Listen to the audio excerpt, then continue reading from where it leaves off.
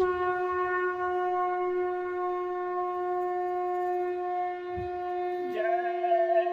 गुरुदेव। जय गुरुदेव।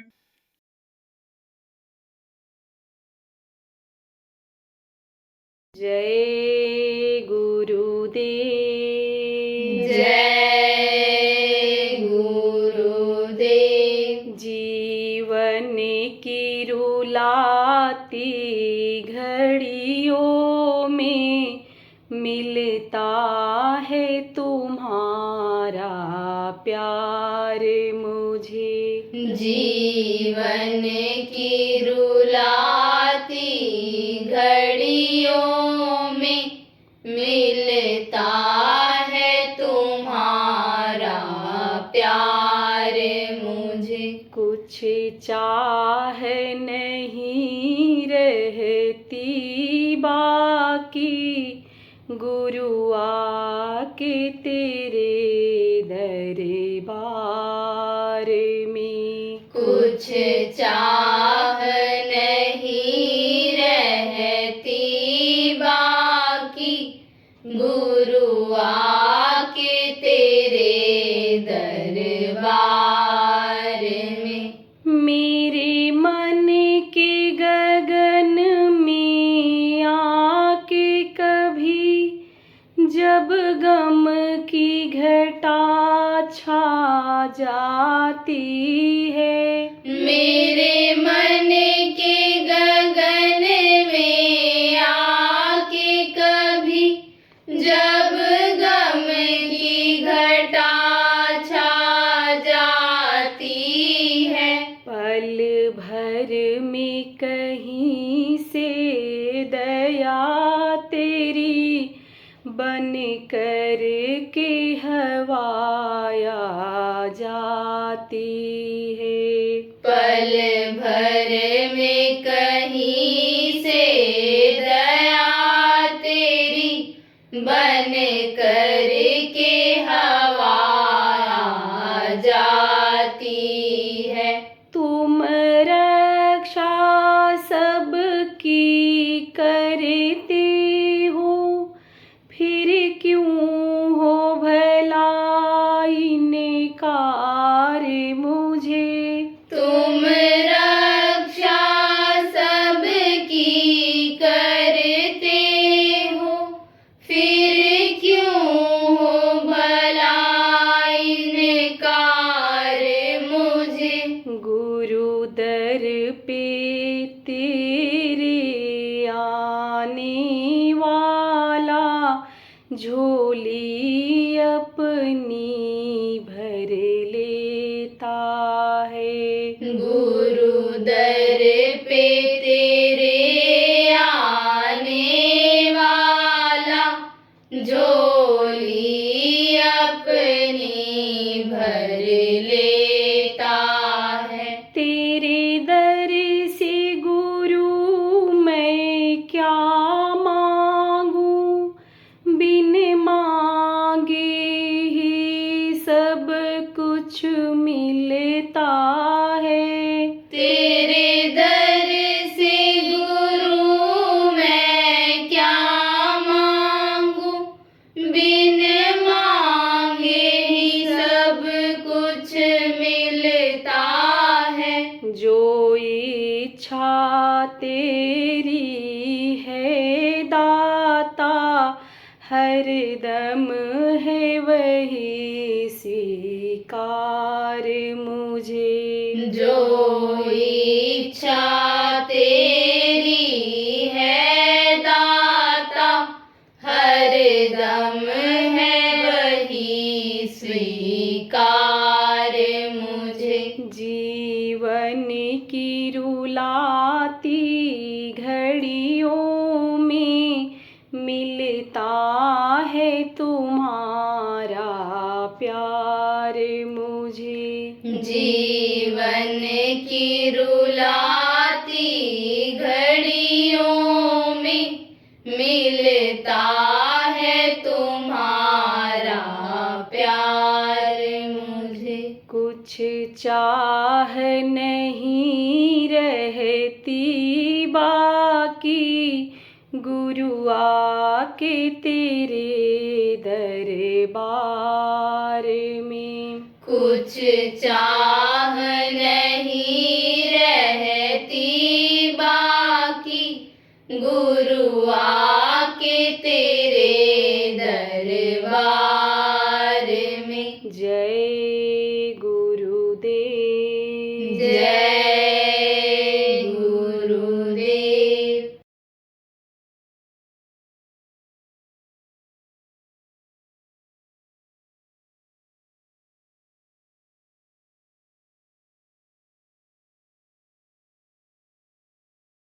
जो हाथ पकड़ता है, किसका हाथ पकड़ता है, अनिल पकड़ाता है, किसको हाथ पकड़ाता है, गुरु को हाथ पकड़ाता है। गुरु जिसका हाथ पकड़ते हैं एक दूसरे से प्रेम करते हैं।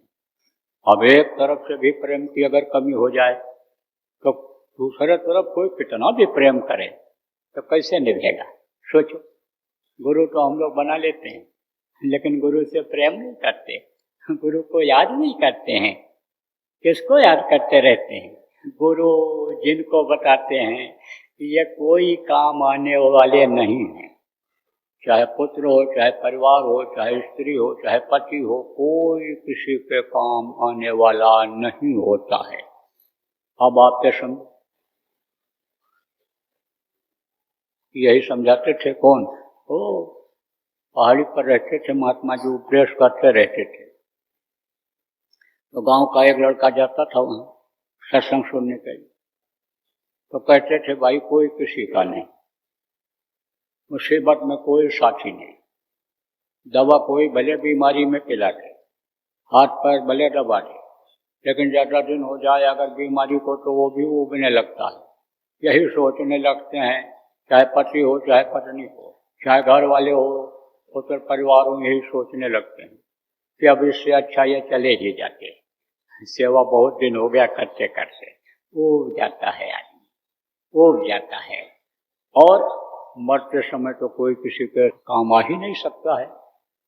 आज तक आया ही नहीं, न धन काम आया, न दौलत काम आई, न रुपया पैसा काम आया, न कोई पुत्र परिवार रिश्तेदार काम आया। बड़े बड़े ओहदे पर रहे, फौज फाटा जिनके साथ रहा, राजा महाराजा रहे, अच्छे ओहदों पर रहे, आगे पीछे फौज लगी रहती थी रखवाली के लिए, लेकिन फौज बचा पाई इस दुनिया संसार से जाने से किसी को? सिकंदर जैसा बादशाह को भी यानी समझो कि छोड़ करके जाना पड़ा। आखिर में उसको होश आया, दुनिया के लिए संदेश दे करके गया, कहा कि जब मेरी अर्थी निकले तो मेरे दोनों हाथ बाहर निकाल दें। मेरा जनाजा जब बाहर निकले, जब मेरा जनाजा निकले तो मेरे हाथ दोनों बाहर निकाल देना और दुनिया वालों से कहना कि ये वो बादशाह सिकंदर जा रहा है जो दुनिया पर फतेहाबी किया जीता, फौज फटा बनाया, किला बनाया, महल बनाया, दूसरे राज्य पर चढ़ाई किया, सोना चांदी हीरा मोती जवाहरात लूट करके लाया, खजाना भर लिया, लेकिन अब सब छोड़ करके जा रहा है। कोई भी चीज साथ नहीं जा रही है। मुट्ठी बांध करके पैदा हुआ था और हाथ फैला करके जा रहा हूँ। तो दुनिया को नसीहत देना, दुनिया वालों को संदेश देना कि खाली हाथ आए हो, खाली हाथ चले जाओगे, मुट्ठी में तो कुछ लेकर भी आए हो, अगर नहीं समझ पाओगे क्या लाए हैं तो हाथ फैला करके चले जाओ। तो ये उपदेश सब करते रहते थे और कहते थे भाई स्वार्थ लाख करें सब प्रीति, सुर नर मुनि सबकी यह रीति। सबके जितने भी देवी देवता और ये सब हैं आदमी हैं, ये पशु पक्षी हैं, यह सब स्वार्थी हैं। गाय को खिलाओगे, गाय को रखोगे, प्यार से दुहोगे तो दूध दे देगी, डंडा मारोगे, भूखा रखोगे तो पैर से मार करके अलग कर देगी। जब धोने लगोगे तो सब स्वार्थ हैं। केवल परमार्थी है तो केवल वो परम पिता है, या वो जिसको भेजता है मनुष्य शरीर में इस धरती पर, वो हुआ करते हैं।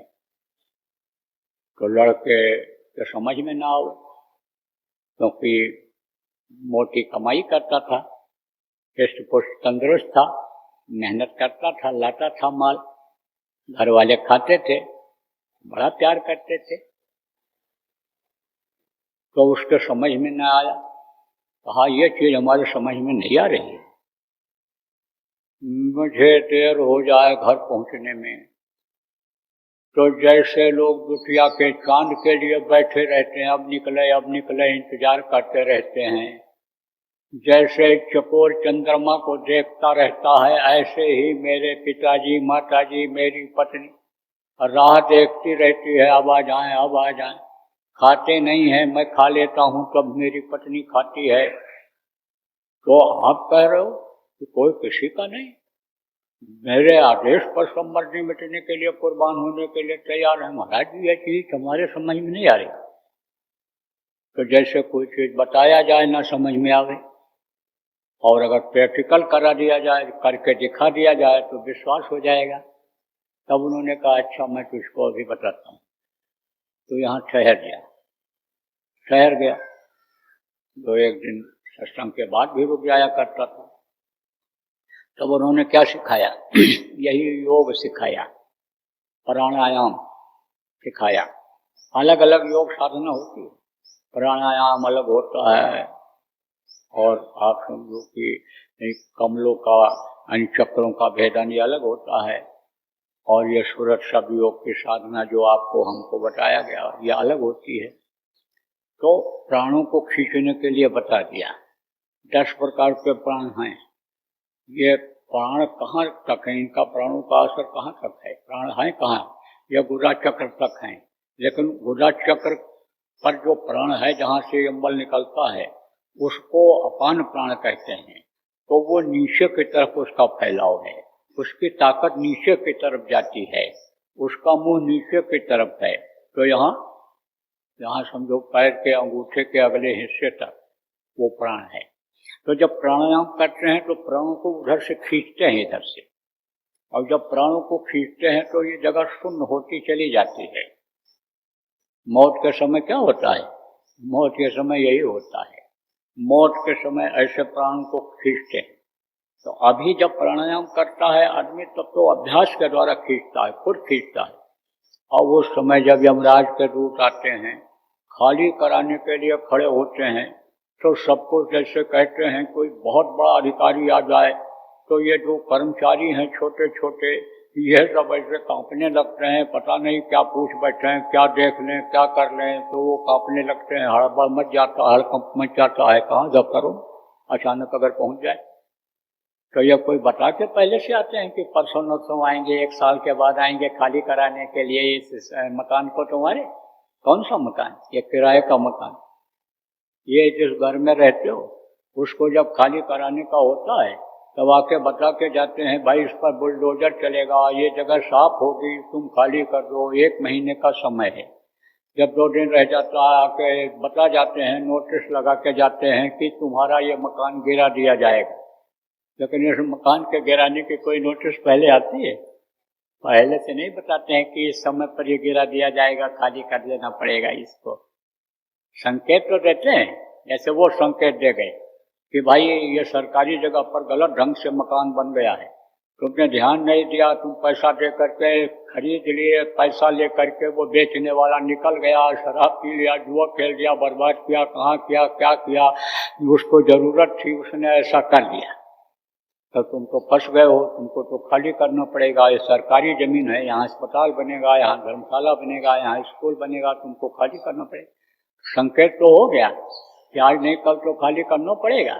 ऐसा संकेत तो ऊपर से हो जाता है कि झुर्रियाँ पड़ने लग गई, बाल पकने लग गए, दांत गिरने लग गए, हाथ पैर में कमजोरी आ गई, चलने फिरने में दिक्कत हो गई, तो समझ लो संकेत तो मिल गया।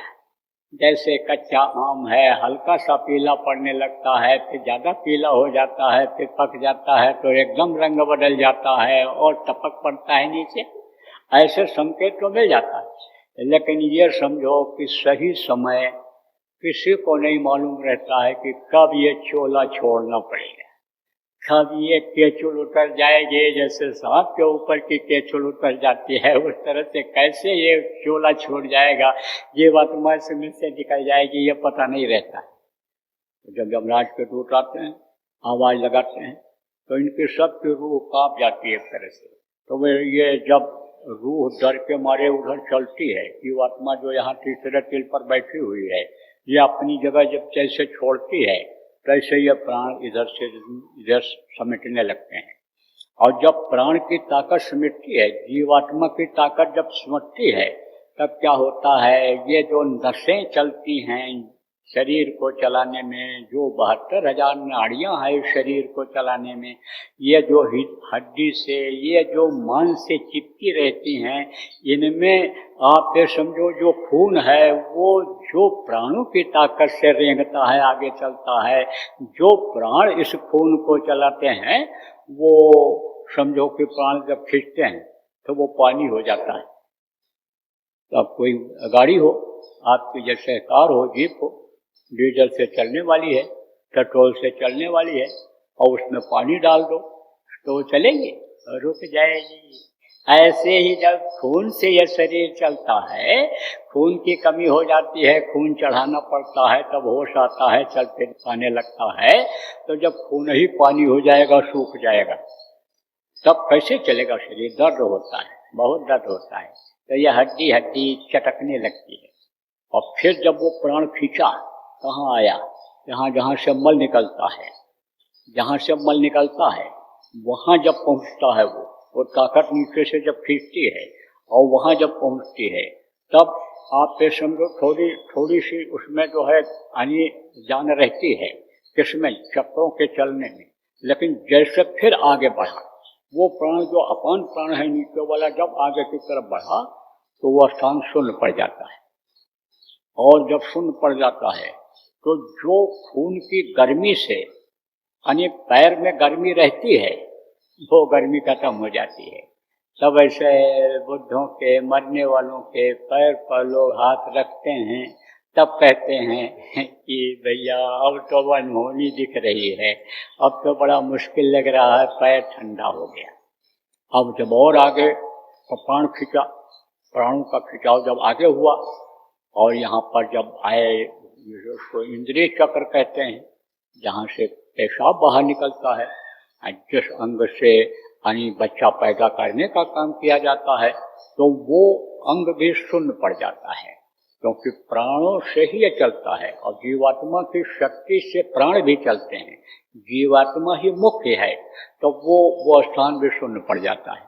तो आप ये समझो कि जैसे लैट्रिन किसी को लगती है, तो लैट्रिन लगी तेज और रास्ते में है तो कहाँ जाए? तो रोके रहता है, लेकिन वो ताकत खत्म हो जाएगी। कौन सी ताकत? रोकने की और त्यागने की। तो कभी भी निकल जाए उसका पता नहीं चलता है, तो वो लैट्रिन निकल जाती है। कुछ लोगों की लैट्रिन निकल जाती है उसी समय, आप समझो पेशाब हो जाता है उसी सिमटाव में, यह स्थान शून्य पड़ जाते हैं। और फिर उसके बाद में यहाँ सिमटाव होता है, तो प्राण जो यहाँ पर है इसको समान प्राण कहते हैं। कहाँ? जो यहाँ पर है। इनका काम अलग अलग है सबका प्राणों का। 10 प्रकार के प्राण हैं, प्राण, अपान, समान, ध्यान, ओम, दल, इस तरह के प्राण हैं। ये सब 10 प्रकार के प्राण। तो इसका काम क्या है? इसका काम यह है कि अपनी ताकत से भोजन को, पेट में जो चीज है खाया गया है, पिया गया है, अपनी ताकत से उसको मिला करके, रस बना करके, और शरीर के सभी अंगों में जहाँ जैसा जरूरत है वैसा ये पहुँचा दे। तो आप ये समझो ये फिर रुक जाता है। जब तो ये रुक जाता है, तब उस ऊपर के अंग जो ये चालित होते हैं, चलने वाले अंग होते हैं, जब तब वो बंद होने लग जाते हैं। कि जैसे गाड़ी में तेल न मिले तो गाड़ी बंद होने लग जाती है, ऐसे ही बंद होते हैं। धीरे धीरे तो रहता है, क्या रहता है? जैसे गाड़ी में एकदम तेल खत्म कम होता है, कोई पाइप लीक कर जाए तो भले बंद हो जाए गाड़ी, नहीं तो वो जब आप समझो तेल कम हो जाता है तो झटका लेती है। ये घड़ी होती है, घड़ी का सेल जब कमजोर हो जाता है तबीयत स्लो चलती है, झटका दे दे करके ऐसे चलती है। तो गाड़ी यानी ये समझो कि घड़ी आपकी वो धीमी पड़ जाती है, जिसको स्लो कहते हो, स्लो हो जाती है, टाइम ठीक से नहीं बताती है। ऐसे ही ये अंग हल्के फुल्के तो काम करते हैं, लेकिन ये सही ढंग से काम नहीं करते हैं। इनको हिलाओगे तो हिलेंगे ये। देखो कोई चीज ऐसी है कि जिसमें जान है तो वो हिलाने पर तेज हिलता है। जैसे कोई आप समझो कीड़ा ही मर रहा है, तो कीड़ा मर रहा होगा तो उसको ऐसे हिलाओगे तो वो गति करेगा, भगेगा आगे, तो वो तेजी से जगह छोड़ेगा। और कोई अगर मर चुका है उसको खिसकाओगे तो जहाँ तक खिसकाओगे वहीं तक वो रहेगा।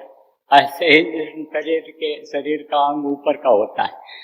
तो मोटी बात आप ये समझो। फिर उसके बाद क्या होता है, यहाँ से ये जब शून्य हुआ तो यहाँ पर पहुँचा, और यहाँ पर जब पहुँचा प्राण, यहाँ का हृदय चक्र पर जो प्राण है ये जब ऊपर खींचा, प्राण खींचता है, और प्राण जब ऊपर खींचा तो अभी यह भी स्थान शून्य हो गया।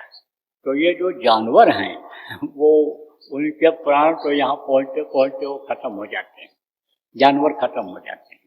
और ये जो कीड़े मकोड़े हैं वो भी बहुत जल्दी खत्म हो जाते हैं। लेकिन मनुष्य का यह अंग यहाँ तक भी शून्य हो जाए तो भी जिंदा रहता है, तो भी जिंदा रहता है। मान लो झटके में आप समझो कि ये बंद हो गई नसें, और प्राणों का जो ये संचार है, आप समझो जो यह हवा है प्राणों के जरिए शरीर को चलाने वाली नीचे जाती है, अगर वो बंद हो जाए तो यह स्थान तो शून्य रहेगा, लेकिन वो बोलेगा आदमी और खा नहीं पाएगा, क्योंकि जगह नहीं रहेगी नीचे जाने के काम करने की, लेकिन कुछ समय तक जिंदा रह जाएगा। तो आप ये समझो कि यह स्थान शून्य होता है। और उसके बाद में जब यहाँ कंठ पर आते हैं, यहाँ प्राण जब खींच करके आते हैं, तब जब यहाँ पर पहुँचते हैं तब आप ये समझो कि आवाज़ बदल जाती है। कुछ समय पर कोई चीज़ मुंह में डालो तो वो अंदर नहीं जाता है, फिर वो भरा रह जाता है उस समय तक, उस समय वहीं तक रह जाएगा जहाँ तक डालोगे। अभी जब डालते हो तो ये जो जीव है ये हरकत करती है और अंदर चला जाता है, जगह है, और उस समय ये जगह रहता तो है लेकिन काम नहीं करता है। आप समझो कि जैसे कोई समझो कि पाइप हो, और पाइप एकदम सूख जाए तो पाइप तो रहेगा, लेकिन यह है कि सूख जाएगा, सिमट पिचक जाएगा तो पानी अंदर नहीं जाएगा। ऐसे ही इसमें ये हो जाता है। उसके बाद में कंठ में जब पहुँचते हैं तो ये समझो कि यहाँ पर ये खाने पीने का हिसाब किताब ये फिर नहीं बन पाता है। तब कहते हैं भाई अब इनका खाना पीना बंद हो गया, पैर पर हाथ रखे तो ठंडा हो गया, और हाथ के नसें ये जब ये काम करना बंद की तो हाथ भी ठंडा हो गया। लेकिन अभी बोलते तो हैं, बोल नहीं पाते हैं, कुछ बोलते हैं तो समझ में नहीं आता है क्या बोलते हैं, तो जिंदा रहता है।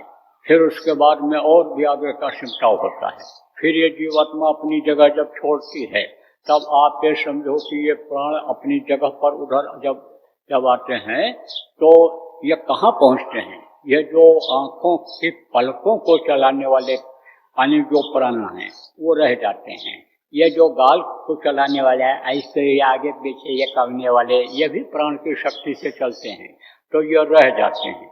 तो ये फिर जब इसकी भी जगह जब छोड़ते हैं और यहाँ पर आते हैं पलकों के पास, तो यह पलकें यानी समझो कि ये धीरे धीरे धीरे रुकने लगती हैं जब ऊपर खींचती है। क्या प्राण खींचते हैं, जीवात्मा जब खींचती है तीसरे तिल से ऊपर, जब यहाँ से आगे बढ़ती है, जैसे जैसे बढ़ती है, जैसे जैसे ये जगह छोड़ती है, वैसे वैसे आप ये समझो कि प्राण ऊपर खींचते हैं। तो प्राण जब ऊपर खींचे तो ये जो आँख है ना, ये आँख के अंदर ये गोल गोल है, ये पत्थर कह लो पत्थर कह लो, मिट्टी का ढेला कह लो, कुछ भी कह लो, ये ऊपर की तरफ ऐसे बढ़ता है। ऐसे यहाँ का जो प्राण है जब खींचता है तो ये ऊपर की तरफ ऐसे हो जाता है, और उसके बाद जब वो प्राण खींच जाता है तब समझो कि ये फिर ऐसे नीचे की तरफ झुक जाता है। क्योंकि जैसे खींच करके कोई चीज़ ऐसा निकालो तो खींच करके जब निकालोगे तो एकदम तेजी से आगे बढ़ेगा, लेकिन उसके बाद सिमट करके फिर अपनी जगह पर ऐसे आ जाएगा, धीरे धीरे धीरे धीरे ऐसे आ जाता है। दरवाजे में डोर क्लोजर इंग्लिश में कहते हैं, लगाते हैं। तो दरवाजा जब खोलो तो झटके से खोलोगे तो खुल जाएगा, और जब चले जाओगे कमरे के अंदर तो धीरे धीरे धीरे धीरे आकर के ऐसे अपनी जगह पर रुक जाएगा। इसी तरह से ये पलकें झटके से, ये ढेला जो है झटके से ऊपर जाता है। जब प्राण खींचते हैं तो झटके से जाता है, और उसके बाद फिर धीरे धीरे धीरे आकर के जहाँ पर यह है उसी जगह पर ये रुक जाता है। तब उस समय पर बिल्कुल कहते हैं अब राम नाम सत्य हो गया, अब तो ले जाओ इनको, जलाओ नहीं तो मिट्टी खराब हो जाएगी। ये हीरा जैसी काया जिसको तेल साबुन आदमी लगाता रहता है, दंड मुँह कर कसरत करके इसको हाथी जैसा बलवान पहलवान बनाता रहता है। आप समझो अच्छे घर में रखता है, अच्छी गाड़ी घोड़ा पर चलता है, जिसको लोग प्रणाम सलाम करते हैं उसी को लोग मिट्टी कहने लगते हैं। कहते ले जाओ जलाओ नहीं तो मिट्टी खराब हो जाएगी। तो जीवन लीला इस तरह खत्म होती है प्राणों के खींचने में, जब मृत्यु होती है। लेकिन जब प्राणायाम किया जाता है तब क्या होता है कि प्राणों को खींचा जाता है, प्राणों को खींच करके और अपनी अपनी जगह पर लाते हैं जहाँ जहाँ इनका स्थान है, और वहाँ पर वो रुकते हैं, वहाँ पर रुक जाते हैं। लेकिन ये जो सड़न गलन बदबू ये नहीं इसमें नहीं आती है। कहने का मतलब ये है कि तत्व नहीं खत्म होते हैं, इनका सबका संबंध है, एक दूसरे से संबंध है। कि जैसे दफ्तर का बाबू है, साहब से संबंध है, संपर्क है, चपरासी से संपर्क है, चौकीदार से संपर्क है, और ये चारों लोग मिलकर के दफ्तर की रखवाली करते हैं, दफ्तर का काम देखते हैं, दफ्तर में जो लोग आते हैं उनका काम करते हैं, मदद करते हैं। जैसे इनका संबंध है उसी तरह से इनका संबंध है इस शरीर से। किसका?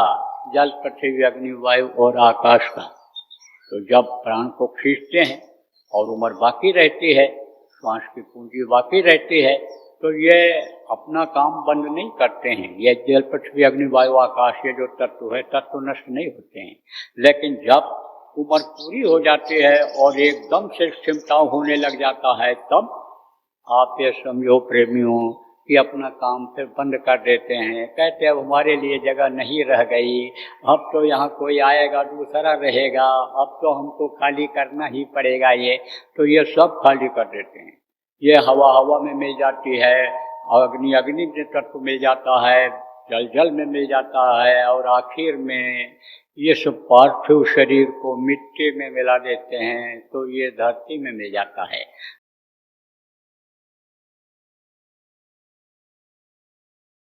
आप देखो लोग इस वक्त पर कैसा विष बोते चले जा रहे हैं। कौन सा विष? जिसको धीमा विष कहते हैं, इंग्लिश में स्लो पॉइजन कहते हैं। ये क्या है? भाईवाद, भतीजावाद, एरियावाद, भाषावाद, कौमवाद, कौमियतवाद, आप देखो आतंकवाद, माओवाद, नक्सलवाद, ये सब क्या है? ये सारे वाद ये जानलेवा हो जा रहे हैं। इसी बात में देखो अकाल मृत्यु में बहुत से लोग चले जा रहे हैं। अरे मानववाद क्यों न लाओ? अच्छे को आप देखो कौन अच्छा है कौन खराब है, तो उसका साथ करो। बुरे का साथ करोगे तो आपको क्या मिलेगा? बुराई ही तो मिलेगी। अरे भाई, कीचड़ को उठाओगे सिर पर रखोगे तो कीचड़ ही तो गिरेगा नीचे। तो ये सब बातों को भी बताता हूँ, क्योंकि ये बातें अगर नहीं सीख पाओगे, इसी में फंस जाओगे, तो ये जीवन का समय आपका बेकार चला जाएगा। जय गुरुदेव। सरकारी व गैर सरकारी अनुदान के लिए बिना सत्संगियों के सहयोग द्वारा जनहित के कार्यों में लगी हुई बाबा जय गुरुदेव धर्म विकास संस्था का मुख्यालय पिंगलेश्वर रेलवे स्टेशन के सामने मक्सी रोड, उज्जैन, मध्य प्रदेश में है। यहाँ पर सत्संग व नामदान का कार्यक्रम होता रहता है। अतः आप श्रोताओं से अनुरोध है कि बाबा उमाकांत जी महाराज के आश्रम उज्जैन एक बार परिवार सहित जरूर पधारिएगा। आपके सुझाव के लिए व्हाट्सएप नंबर 9575600700। जय गुरुदेव।